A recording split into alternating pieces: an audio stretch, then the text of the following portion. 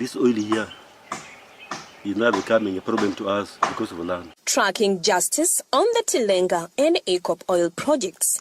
The progress on the TILENGA and East African crude oil pipeline EACOP oil projects is a glimpse that Uganda's oil production is around the corner. There is an apparent positive change on the road network with first-time tarmac in Bulisa and Kikube districts. It has created jobs for some of our people. And Bulisa has now gained popularity in the whole world. But we people who are affected, we are now suffering. Nixon Ntakimanye was affected by the TILENGA project in Bulisa district. And for us, we can't stop the government project because we have no power to stop government project. We want just the compensation to be increased. The TILENGA project is majorly to facilitate crude oil purification and transportation from the Total Energies managed oil block to the oil refinery area in Hoima district. Meanwhile, the EACOP is Uganda's crude oil export infrastructure from Hoima to Tanga port in Tanzania, traversing 10 districts in Uganda. The land acquisition to pave way for these integral projects has unfortunately been marred with complaints over undervaluation and delayed compensation. I'm Geoffrey, the resident of Kijumba. There was a communication barrier since they told us they went back in the office to make the arrangement. They delayed there when we tried to communicate to them because they gave us their numbers that in case if you are getting some challenges, we call them, and if we call them even, they don't give us the clear information about the compensation. He was affected by the EACOP project, which had a grievance handling mechanism rooted at the village level. Even at time if we call, we ask them, our dears, what are they telling us? Even for us these days, they don't give us good the information, so for us we don't have information. Even for yourself, you can call to understand the reality from them. The delayed compensation has affected social and economic stability, as explained by this old woman at Avogera village in Ngwedo sub-county, Bulisa district. So we need our payment as soon as possible. Now children are going back to school. You have not been digging for the whole of the 2 years, let me say 3, and you have not been even paid up to now. That is what she had to say as of December 29th, 2021, when schools were to reopen 12 days later after nearly 2 years of closure due to the COVID-19 pandemic, which too crippled the entire economy. I am Mrs. Leonia Lubanga. The TILENGA project, I think it was in 2018. Yes, this is when they were measuring people things and they promised that we would get the payment as soon as possible. Ms. Lubanga reveals that delayed compensation forced many project-affected persons, perhaps, to regrettable choices. People have borrowed money. This has been an opportunity for money lenders whose borrowing rates are as high as 100%. Umubanta abagaiga baina senta kwa mitwaro 10 n'omuhabiro bakufuna miliyoni okumuha 2 bamazire kusasa habwembera tinyina muri wangu sakurorera abana tinyina mwagayi kutunda tiye kutema kitoke nyina kulia roho ne bogama nyina yakasente ni kwa bana babe. Miss Geoffrey Byakagaba is affected by the EACOP at Kijumba village in Hoima district. Her hopes to benefit from the oil industry are disappearing. Baitu mulingo nkuro de sente zinyakalia kuvuga bankwata. Still in Kijumba, Jackson Adriko unfortunately miscalculated to vacate his grass-thatched houses for a rental at Kijumba Trading Center, being optimistic that the EACOP compensation was to be paid soon. Namna alikuwa wanasema nisijenge nyumba ya permanent. Saa hii mimi iko mbaya, msaona nyumba hapo yote nazeika, mlienda kwa rent. Renting a room at Kijumba Trading Center is not less than 50,000 shillings a month. Different from the EACOP, the TILENGA project has progressed and paid some PAPs. I was paid, but the problem with the TILENGA project is 1 or 2. Land compensation is very low. With that little money they're paying us, we will not get land somewhere else. Now the price of land has increased from, I don't know which is, it is something like 10 million now, and I can in Kazi-Njema. I made a city. How much are you being given by the oil companies? It was 3.5 million. Then some disturbance allowances going to 4.4 million.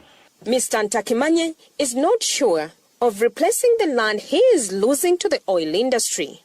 The 3 acres of land which were being compensated will buy just only 1 acre. I'm not receiving. But the question is, why does one accept to receive a package he thinks is not worth his property? First to be rejected, but the people who were rejected us, but even today, some of them have not been paid. Because they told us where the government is working, whether like it or not, if you refuse to get that money will be taken to court. Similar claims are recorded on the EACOP project.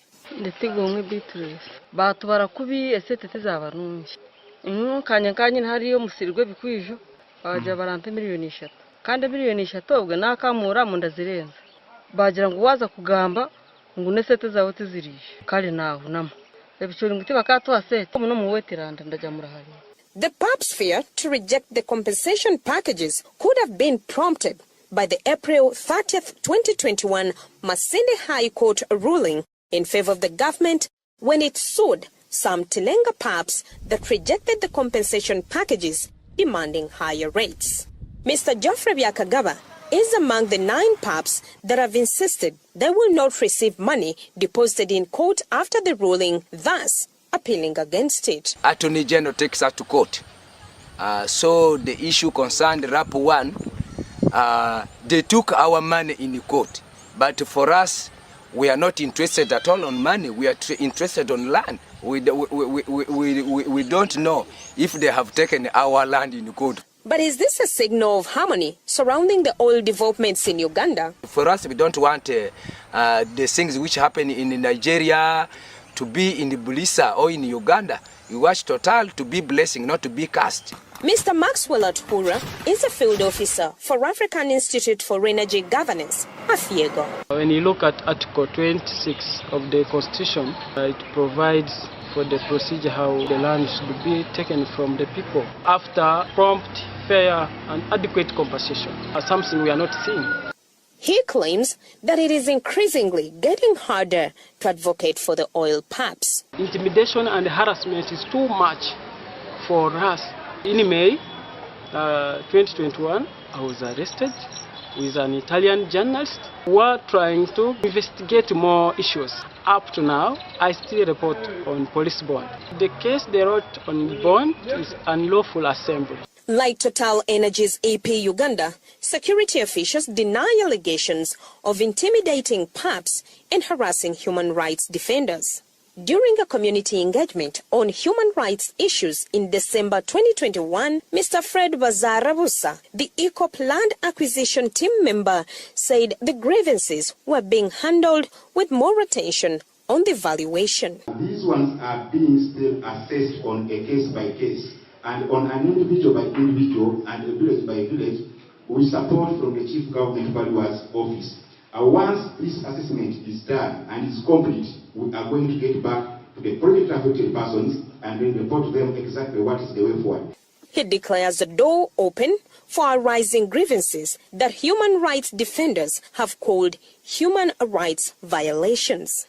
From the management's point of view and the management's response to all this, we are saying as EACOP that the doors are completely open. Mr. Bashir Twesigye, the chairperson for the Civil Society Coalition on Oil and Gas, CISCO, says they don't want even a single project-affected person left behind. If they have an issue, it is incumbent on the oil companies, and they have committed in several documents that they are going to respond to these issues.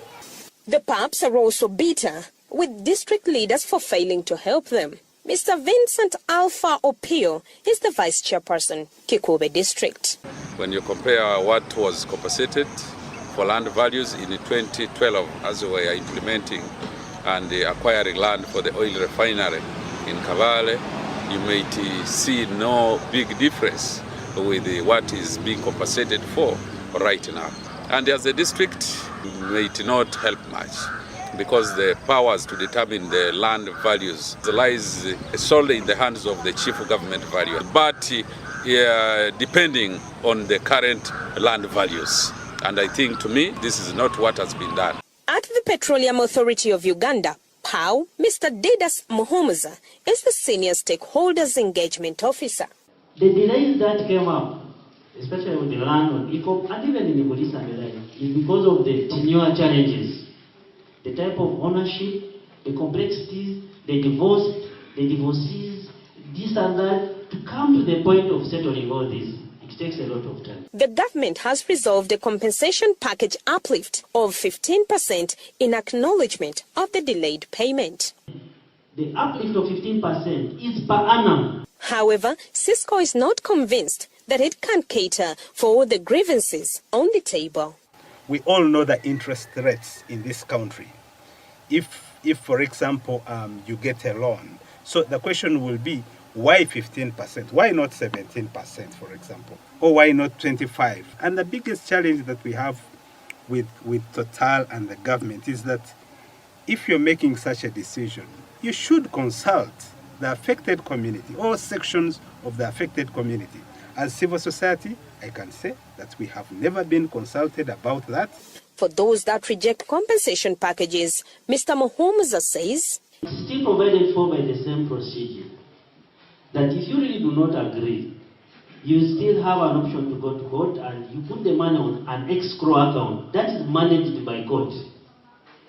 And the compulsory acquisition provides for allowing projects to go forward. There are about 5,523 people affected by the TILENGA project on 2,901 acres of land across Bulisa, Hoima and Kikube districts.